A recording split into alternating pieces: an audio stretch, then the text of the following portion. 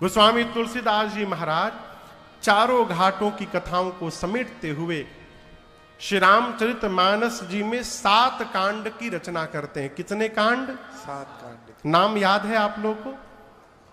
सबसे पहला कांड जोर से कहिए। दूसरा कांड अयोध्या कांड। तीसरा कांड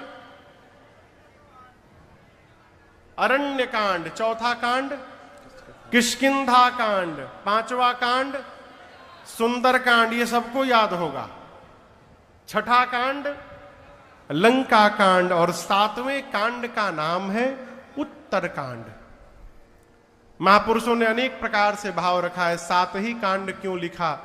सप्ताह में 7 दिन होते हैं। गोस्वामी जी 7 कांड इसलिए लिख रहे हैं। देखिए आदमी पूछता बहुत है, महाराज सवेरे पढ़ना है कि रात को पढ़ना है, नहा कर पढ़ना है कि बिना नहाए पढ़ना है, बिस्तर पर बैठ के पढ़ना है कि भुइयां नीचे बैठ के पढ़ना है, लेट के पढ़ सकते हैं क्या, घर के बाहर पढ़ना है कि मंदिर के भगवान के सामने पढ़ना है? बहुत प्रश्न करता है। पराठा खाने में कोई प्रश्न नहीं, सवेरे खाएं कि रात को खाएं, बिस्तर पर खाएं बाहर खाएं, जब मिले तभी शुरू हो जाता है। गोस्वामी जी ने 7 दिन है इसलिए 7 कांड लिखा। 7 दिन में से जिस दिन तुम्हारा पढ़ने का मन करे उसी दिन प्रारंभ हो जाना, इसके लिए कोई समय नहीं है। जब मन करे वहीं उसी समय प्रारंभ हो जाइए, पढ़िए। मानस जी लाल कपड़े में बांध करके आरती दिखाने के लिए नहीं बनी है। देखिए आपसे मैं एक निवेदन करूं,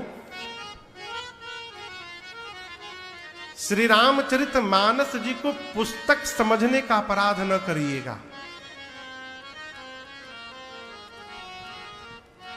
ये किताब नहीं है, ये साक्षात रघुनाथ जी के अवतार हैं। ये भगवान के वांग्मय अवतार है। प्रमाण देता हूं। राम जी अवतार कहां लिए? जोर से कहिए। अयोध्या जी में। किस महीने में लिए? हाँ, कोई अप्रैल ना कही देना। हाँ, चैत्र मास। कौन से पक्ष में लिए? शुक्ल पक्ष। कौन सी तिथि में लिए? नवमी तिथि। कौन से दिन को लिए? मंगलवार। किस समय लिए? दिन में 12 बजे। चैत्र शुक्ल नवमी भौमवार मंगलवार दिन में 12 बजे अभिजीत मुहूर्त में भगवान श्री रघुनाथ जी ने अयोध्या की धरती पर प्राकट्य लिया। ठीक। गोस्वामी तुलसीदास जी महाराज श्री रामचरितमानस का लेखन प्रारंभ किए किस दिन पता है? जेहि दिन राम जन्म श्रुति गावहि, जेहि दिन राम जन्म श्रुति गावहि, तीर्थ सकल तहाँ चलिया वही, तीर्थ सकल तहाँ चलिया वही, नवमी भौमवार मधुमासा, नवमी भौमवार मधुमासा, अवधपुरी यह चरित प्रकाशा, अवधपुरी यह चरित प्रकाशा, अवधपुरी यह चरित प्रकाशा, अवधपुरी यह चरित प्रकाशा। गोस्वामी तुलसीदास जी बालकांड में कहते हैं संवत 1631 1631 ईस्वी नहीं संवत। अभी कौन सा संवत चल रहा है? 2081। सही बोल रहा हूं ना? 81 ना? आज से ठीक 450 साल पहले, सरकार ठीक एग्जैक्ट 450 साल पहले, आज से इस समय से 450 साल पहले गोस्वामी तुलसीदास जी महाराज अयोध्यापुरी में किस दिन, जिस दिन राम जी अवतार लेते, जही दिन राम जन्म श्रुति गावहीं। वेद जो तिथि राम जी के जन्म का बताते हैं, चैत्र मास शुक्ल पक्ष नवमी तिथि दिन मंगलवार का। याद रखिएगा, नवमी तिथि हर वर्ष आती है, लेकिन यह आवश्यक नहीं कि हर वर्ष नवमी तिथि के दिन मंगलवार का दिन हो। कभी बुधवार को भी पड़ती है, कभी बृहस्पतिवार को भी पड़ जाती है, लेकिन संवत 1631 की रामनवमी मंगलवार को पड़ी थी। और केवल इतना ही नहीं, राम जी के जन्म के समय जोग लगन ग्रह वार तिथि सकल भय अनुकूल। राम जी के जन्म के समय जो जोग लग्न ग्रह वार तिथि नक्षत्र बने थे, वो सारी रचनाएं संवत 1631 की रामनवमी को दिन में 12 बजे बना। और उसी अयोध्यापुरी में बैठकर जिस जोग लग्न ग्रहवार तिथि में राम जी ने अवतार लिया, उसी अयोध्या में संवत 1631 में श्री रामचरित मानस जी ने भी अवतार लिया। इसलिए इस श्री रामचरित मानस को भगवान का स्वरूप बताया गया। ये भगवान का वांगमय स्वरूप है। इसलिए मानस जी केवल आरती उतारने के लिए नहीं है, इस मानस जी को अपने मानस में पहुंचाने का प्रयास करिए। मानस जी जब श्री रामचरित मानस से निकल करके इस मानस में पहुंचेंगी, तब इसका जनमानस पर प्रभाव दिखाई पड़ेगा और समाज पर प्रभाव दिखाई पड़ेगा। गोस्वामी तुलसीदास जी महाराज ने 7 कांड लिखे और बाल कांड के प्रारंभ में बाबा ने, ऐसा लगता है कि मानो प्रत्येक कांड को समर्पित करने हेतु गोस्वामी जी ने 7 श्लोक लिखे। जो आप में से मानस के सुधी पाठक होंगे वो जानते हैं, पहले श्लोक में ही गोस्वामी तुलसीदास जी ने मां सरस्वती और गणपति भगवान को वंदन की। वर्णानामर्थ संघानां रसानां छन्दसामपि मंगलानां च कर्तारो वंदे वाणी विनायको। पूज्यपाद गोस्वामी तुलसीदास जी मानस को प्रारंभ करते वर्ण शब्द से। वर्णानाम अर्थ संघानाम, किस शब्द से? किस शब्द से? वर्ण से। माइक बंद है का? श्री राम। हाँ, किस शब्द से प्रारंभ करते हैं? वर्ण से। वर्ण शब्द से। अब पूर्ण किस शब्द पर किए? मानवा। ते संसार पतंग घोर किरणे दहयन्ति नो मानवा। मानस को प्रारंभ करते वर्ण शब्द पर, अंत करते हैं मानव शब्द पर। क्यों? गोस्वामी तुलसीदास जी कहते हैं, किसी भी वर्ण का जीव हो, ब्राह्मण हो, क्षत्रिय हो, वैश्य हो, सेवक हो, किसी वर्ण का हो, जो भी इस मानस जी को पढ़ करके अपने मानस में उतार लेगा, वही अंत में मानव कहलाने का अधिकारी होगा। ये राम जी की कथा मानवता प्रदान करती है। क्षमा करिएगा, मानव शरीर प्राप्त हो गया तो हम मानव हैं, भ्रम से बाहर रहिएगा। एशाम न विद्या न तपो न दानम ज्ञानम न शीलम न गुणो न धर्म। कहते हैं ना, ते मर्त्य लोके भूरि भार भूता मनुष्य रूपेण मृगाश्चरन्। जिसके पास न विद्या है, न तप है, न दान है, न शील है, न गुण है, न धर्म है, वो इस धरती पर भार है, मनुष्य के रूप में पशु बन के घूम रहा है। अंतर क्या है? खोपड़ी पर सींग नहीं निकला है, अब पीछे पूंछ नहीं निकला है, बस थोड़ी बात कड़वी है, हम लोग भी पेट के लिए दौड़ते हैं, भोजन के लिए। पशु भी पेट के लिए दौड़ता है ना। हम लोग भी रात को सोते हैं, पशु भी रात को सोता है। कुछ मामलों में पशु हमसे श्रेष्ठ है। पशु अपना ऋतु आने पर, समय आने पर सांसारिक भोग में प्रवेश करता है, मनुष्य दिन रात लगा रहता है। यदि हम भी वही कर रहे हैं जो एक पशु करता है, एकांत में सोचिएगा हमारे में और उसमें अंतर क्या है। माई बाप, ये जो धर्म है, ये धर्म ही हमको पशुवत से मानवता की ओर लेकर जाता है। ये धर्म ही हमको पशु से भिन्न करता है। और यदि जीवन में धर्म नहीं है तो हमारे में पशु में कोई अंतर नहीं है। गोस्वामी तुलसीदास जी महाराज वर्ण पर प्रारंभ करके मानव शब्द पर मानस को पूर्ण करते हैं। पहले श्लोक में गणपति भगवान और सरस्वती मैया को साथ में वंदन करते हैं। क्यों? अभी अभी गणपति भगवान का उत्सव का समय निकला है। गणेश चतुर्थी अभी हम लोगों ने गणेश जी को विदा किया है। गणपति भगवान विद्या बुद्धि के प्रदाता है, विवेक के प्रदाता है। और मां सरस्वती बोलने की कला प्रदान करती हैं। बोलने का ढंग आ जाए और विवेक ना हो तो मनुष्य अटपटा बोल जाए।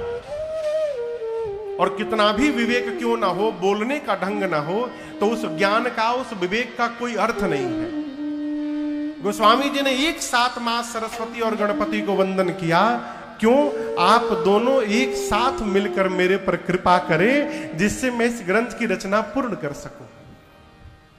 दूसरे श्लोक में गोस्वामी जी कहते हैं, भवानी शंकरौ वंदे श्रद्धा विश्वास रूपिणो याभ्याम विना न पश्यन्ति सिद्धः स्वान्तः समीश्वरम्। दूसरे श्लोक में पूज्यपाद गोस्वामी तुलसीदास जी ने एक ही साथ मां पार्वती और भगवान शंकर को वंदन किया। क्यों? मां पार्वती श्रद्धा है और भगवान शंकर विश्वास है। निवेदन करूं आपसे, भगवान शंकर श्री रामचरितमानस के प्रथम आचार्य हैं। श्री रामचरितमानस के प्रथम आचार्य कौन है? भगवान शंकर। और मां पार्वती के ही कृपा से भगवान शंकर के मुख से इस राम कथा गंगा का प्रवाह हुआ, और जिसका लाभ आज भिलवाड़ा में बैठकर हम और आप उठा रहे हैं, ये मां भवानी की कृपा करुणा प्रसादी का परिणाम है। यदि मां पार्वती इस कथा को न पूछी होती तो न आज राजन बैठकर आपको सुना पाता और न आप बैठकर के यहां पर कथा को सुन पाते। गोस्वामी तुलसीदास जी ने मां और भगवान शंकर को वंदन किया। क्यों? मां श्रद्धा है और भगवान शंकर विश्वास है। जीवन में जब तक श्रद्धा और विश्वास का मिलन नहीं होगा, तब तक वहां भगवान की कथा गंगा प्रवाहित ही नहीं हो सकती। आप देखिए, भिलवाड़ा में क्या इतने लोग हैं? बस इतनी आबादी है भिलवाड़ा की, 5 लाख। 5 लाख की आबादी में आप इतने सारे लोग आए हैं। क्यों? आप आए नहीं हैं, आपके जीवन की श्रद्धा और भगवान की कथा के प्रति आपका विश्वास, ये श्रद्धा और विश्वास ही आपको घर से निकाल कर यहां बिठाया है, जिससे आपके मन में ये कथा गंगा बह रही है। जीवन में 3 वस्तुओं का अभाव हो जाए तो ये कथा समझ में नहीं आती। यहां पर तो हम चकाचक खूब दिव्य स्थान सरकार ने दिया है रहने के लिए, खूब बढ़िया जगह है। आनंद आ गया देख करके, खूब आनंद होगा 9 दिन है। कल्पना करिए, यदि यहां पर कोई परिचित न होता तो होटल में रहना होता। यदि हम आते और कोई परिचित न हुआ, यहां पर 4-5 दिन रुकना हुआ, चाहे कितना भी दिन, कहां रहते? होटल में। होटल में कब तक रहते? कहिए, होटल में आप कब तक रह पाएंगे? पूछ रहा हूं।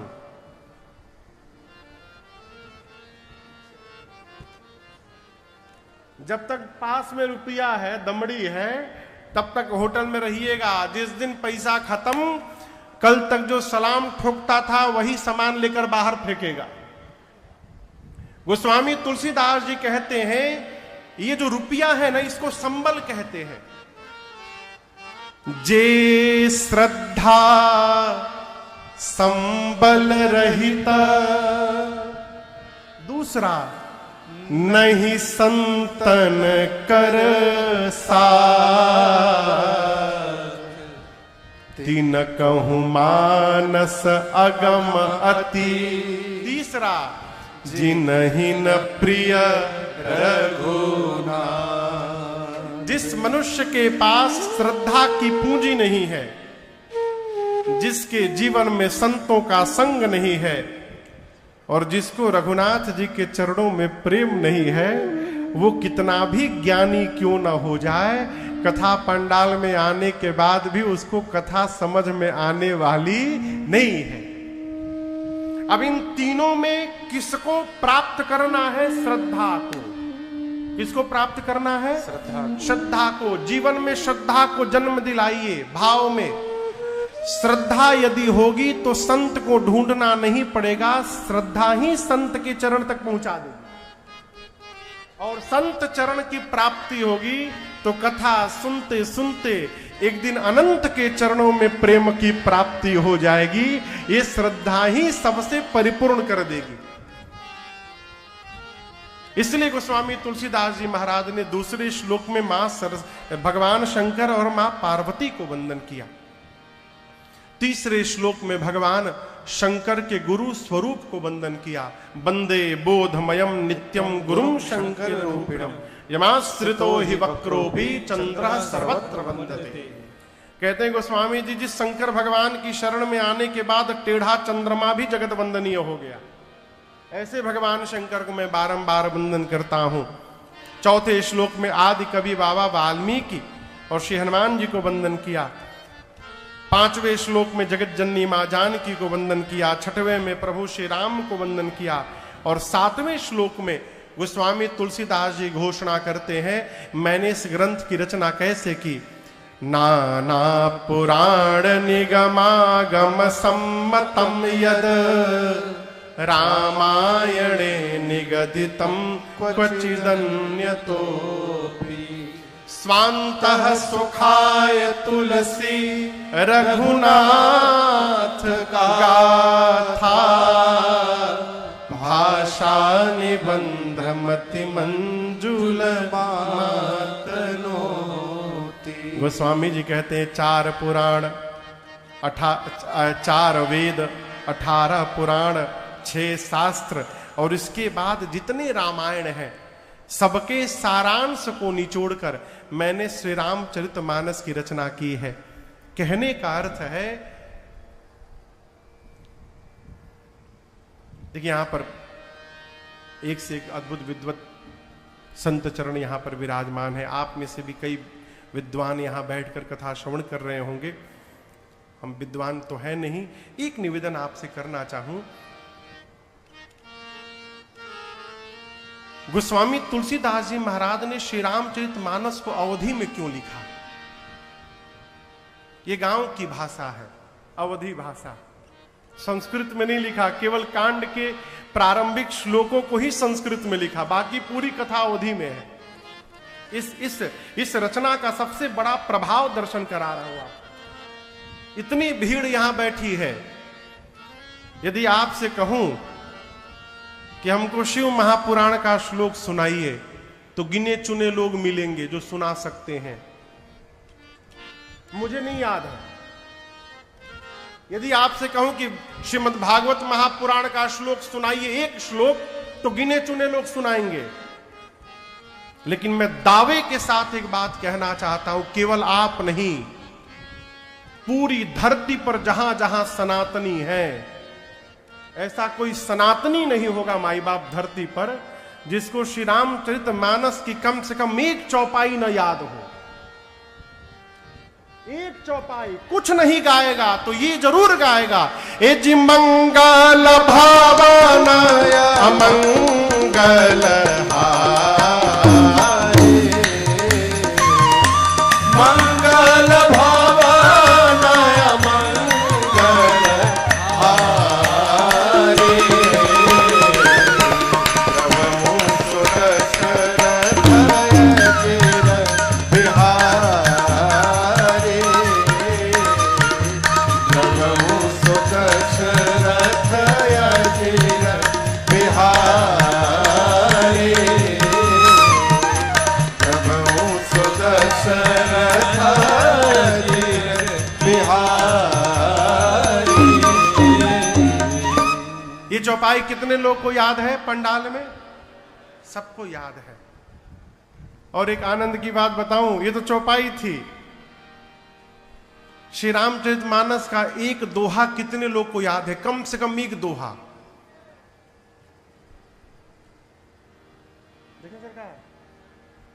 हम बोले सबको याद है, सबको, छोटे छोटे बच्चों को भी एक दोहा याद है। श्री गुरु चरण सरोज रज निज मन मुकुर सुधार, बरनौ रघुबर विमल जस जो दायक फल चार। ये दोहा कितने लोगों को याद था? पहले हाथ क्यों नहीं उठाए? महाराज पता ही नहीं था ये रामचरितमानस का है। हम तो ये जानते थे कि श्री हनुमान चालीसा का दोहा है। नहीं, ये अयोध्या कांड का प्रथम दोहा है। यहीं से अयोध्या कांड की कथा प्रारंभ होती है। खोल के पढ़ेंगे तब न पता चलेगा। ये गोस्वामी जी की दूरदर्शिता थी। गोस्वामी जी ने भगवान शंकर के कहने पर इस श्री रामचरितमानस को अवधी भाषा में लिखा। क्यों? जानते हैं आगे चलकर संस्कृत समझना सबके बस की बात नहीं रह जाएगी, तो ऐसी भाषा में लिखो कि जो नहीं पढ़ा लिखा रहेगा वो भी गा सके। और इसका परिणाम आज सब जगह, घर घर कोई भी मंगल कार्यक्रम होता है, हम कुछ नहीं करते तो कम से कम सुंदरकांड का पाठ अवश्य करते हैं बैठ करके। यही कारण है। गोस्वामी तुलसीदास जी कहते हैं 4 वेद, 18 पुराण, 6 शास्त्र, इसके बाद रामायणे निगतितम क्वचिदन्यतोपि। जितने रामायण है, रामायण कितने हैं? 100 करोड़ से ऊपर।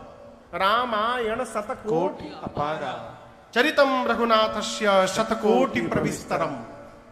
100 करोड़ से अधिक रामायण है। आप कहोगे महाराज ये कैसे संभव हो गया? 100 करोड़ रामायण कैसे हो गए? प्रश्न हो सकता है मन में। 2-3 हजार लोग होंगे सरकार आज, ज्यादा होंगे, जो भी मान लीजिए, 5000 मान लीजिए। हाँ, चलिए 7000 पे फाइनल करिए। अब 7000 ठीक है। 7000 लोग कथा सुन के पंडाल से बाहर निकले और एक मीडिया के भाई माइक लेके अब बारी बारी सबसे पूछे कि आज आपने कथा में क्या सुना है। क्या 7000 लोग एक ही जैसा उत्तर देंगे? नहीं, सबके उत्तर अलग अलग होंगे। गए एक ही जगह से हैं, लेकिन उत्तर 7000 हो गए। उसी प्रकार राम जी के साथ लीला में जितने लोग थे, जितने बानर थे, जितने कोल भील थे, जितने ऋषि महात्मा थे, सबने अपने अपने जीवन में एक रामायण की रचना की। जिसने जैसा देखा, जिसको जैसा समझ में आया, उसने वैसी राम कथा की रचना कर दी। इस प्रकार रामायण की संख्या 100 करोड़ से ऊपर हो गई। गोस्वामी जी कहते हैं 4 वेद, 18 पुराण, 6 शास्त्र और जितने रामायण है, जहां तक गोस्वामी जी सुने थे 70 वर्ष की अवस्था तक, गोस्वामी जी कहते हैं सबको निचोड़ कर मैं श्री रामचरितमानस की रचना करने जा रहा हूं। इसका अर्थ है यदि हम और आप घर में बैठकर केवल श्री रामचरितमानस जी को पढ़ने का स्वभाव बना ले तो केवल मानस जी को ही पढ़ने से 4 वेद, 18 पुराण, 6 शास्त्र और जितने रामायण है सबको पढ़ने का फल घर बैठे प्राप्त हो सकता है यदि केवल रामचरितमानस पढ़ने का स्वभाव प्राप्त हो जाए। इसका प्रमाण प्रातस्मरणीय पूज्य श्री स्वामी अखंडानंद सरस्वती जी महाराज थे, श्रीधाम वृंदावन। पूज्य स्वामी जी नित्य मानस जी को सुनते थे, डेली अपने एक शिष्य को बिठा देते थे, कहते थे सुनाओ, 1 घंटा नित्य रामचरितमानस सुनते थे। कलकत्ता से उनके एक शिष्य गए, सेठ जी अग्रवाल साहब थे। एक दिन उन्होंने पूछा अग्रवाल जी ने कि स्वामी जी आप तो परम वेदांती हैं, ज्ञानी हैं, कभी भागवत सुन लेते, कभी गीता सुनते, कभी पुराण सुनते, रोज रामचरितमानस सुनते हैं। स्वामी जी बोले इधर आओ, पास बिठाकर पूछे तुम्हारे प्रश्न का उत्तर बाद में दूंगा, पहले मैं पूछता हूं उसका उत्तर दो। तुम्हारे सामने 4 प्लेट रखा हो, एक में आम हो, एक में सेव हो, एक में अंगूर हो, एक में अनार हो, और 5वां प्लेट नहीं 5वां जग है, उसमें आम का, सेव का, अंगूर का, अनार का रस निकाल करके मिला करके रखा हो। अब तुमसे यदि कहा जाए कि किसी एक को उठाना है 5 में से, किसको उठाओगे? अग्रवाल जी तुरंत बोले गुरुजी हम तो जग उठाएंगे। पूछे क्यों जग उठाओगे? तो बोले जग उठाऊंगा गुरुजी तो उसमें आम का भी स्वाद मिलेगा, सेव का भी मिलेगा, अंगूर का भी मिलेगा और अनार का भी मिलेगा। गुरुजी बोले वही बेटा मैं भी कर रहा हूं, मैं भी जग लेकर ही बैठा हूं रामचरितमानस जी को, इसी में सभी ग्रंथों का रस गोस्वामी जी ने भर दिया है। नाना पुराण निगमागम सम्मतम यद रामायणे निगदितम क्वचिदन्यतो स्वान्तः सुखाय तुलसी रघुनाथ गाथा भाषा निबंध मति मंजूल मातनो। इस प्रकार गोस्वामी जी ने 7 श्लोक की रचना की। इसके बाद पंचदेव उपासना में 5 सोरठे लिखे, फिर गुरु चरण रज की वंदना से कथा को प्रारंभ किए। बंदौ गुरुपद पदुम परागा सुरुचि सुभाष सरस अनुरागा। वंदना क्रम में गोस्वामी जी ने गुरु चरण रज की वंदना की, ब्राह्मणों की वंदना की, संतों की वंदना की। गोस्वामी जी ने तो दुष्टों की भी वंदना की। कई लोग कहते हैं दुष्टों की वंदना क्यों की? सीधी सी बात है, जब गोस्वामी जी कही दिए कि सिया राम मैं सब जग जानी, तो क्या दुष्ट और क्या साधु हो? गोस्वामी जी को सबके भीतर श्री सीताराम जी का दर्शन हो रहा है, इसीलिए गोस्वामी जी ने सबकी वंदना की। और व्यवहारिक पक्ष से यदि देखा जाए प्रकार, हमारे तरफ पूर्वांचल में शादी विवाह में एक रस्म होता है न्योता लिखने का, यहां चलता है।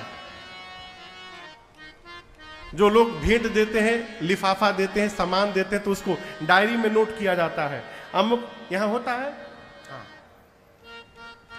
तो हमारे तरफ क्या होता है ना कि बोलू कि रहने दो, बुरा ना मानिएगा, दुई थे बहुत डेंजरस संबंध है। एक संबंध का नाम है जीजा और दूसरे का नाम है भूतपूर्व जीजा, वर्तमान के फूफा। और कोई रूठे चाहे ना रूठे, ये 2 लोग जरूर रूठते हैं किसी कार्यक्रम में। तो जो बुद्धिमान आदमी होता है ना, इन्हीं दोनों में से किसी एक को न्योता लिखने का काम सौंप देता है। क्यों? उनको लगता है कि हमको कैश डिपार्टमेंट मिल गया, हम बहुत इंपॉर्टेंट व्यक्ति हैं, और उनको ये नहीं पता है कि तुमको ऐसा काम दिया गया है कि तुम पूरी रात उसी में फंसे रहोगे। तो पूरी रात यही नोट करता रहता है, हर आधे घंटे बाद कैश मिलाता है, कहीं अधिक तो नहीं हो गया है? कहने का अर्थ है गोस्वामी जी ने दुष्टों की वंदना इसलिए की कि बाद में कोई उत्पात न करे, इसलिए गोस्वामी जी ने पहले ही सबको प्रणाम कर लिया। बाद में कोई कंप्लेन न करना, हमको तो आपने पूछा ही नहीं है। गोस्वामी जी ने सबकी वंदना की, भगवान के परिकर समाज की वंदना की, भगवान के नाम की वंदना की। और सबकी वंदना करने के बाद गोस्वामी तुलसीदास जी महाराज कथा को तीर्थराज